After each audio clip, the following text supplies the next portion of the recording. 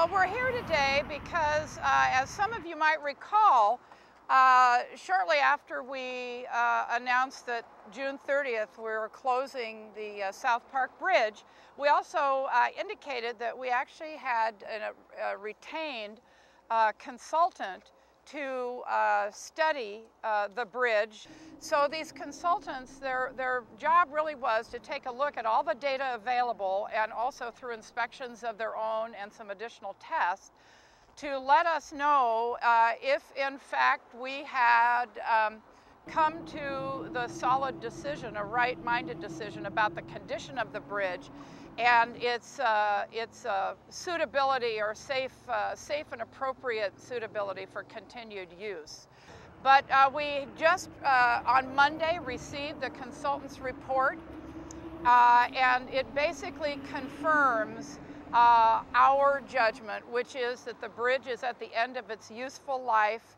The structure is hugely compromised in terms of its condition, and that this is the proper time to close it, well in advance of us having an immediate safety issue. So we're here to talk to you a little bit more in detail and actually to walk up on the bridge and show you some of the existing conditions that have led the consultant to hit their conclusions and findings. It's pretty unique based on today's bridges. Today's bridges, these gears would all be enclosed and bathed in a pool of oil. These are called open gears. This is a big reduction set that gives you a big mechanical advantage.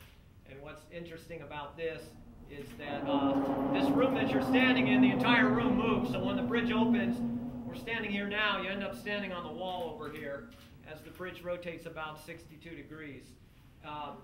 This part of the bridge is actually doing better than other parts of it. We did a big rehabilitation in 1996, fixed some cracks on the gears, replaced some gears, and so this part has been behaving. The problems with this bridge, a lot of them are underwater and under the mud, and you can't really see it, but it really starts from the day that they started to dry piling. They didn't drive the pile deep enough. The concrete that went on top of it was all poured in a continuous pour that generated a lot of heat, that generated cracking and chemical imbalances. They lightly reinforced the concrete at that point, and as we worked our way up, we find that the four sides of this pier are all working independently.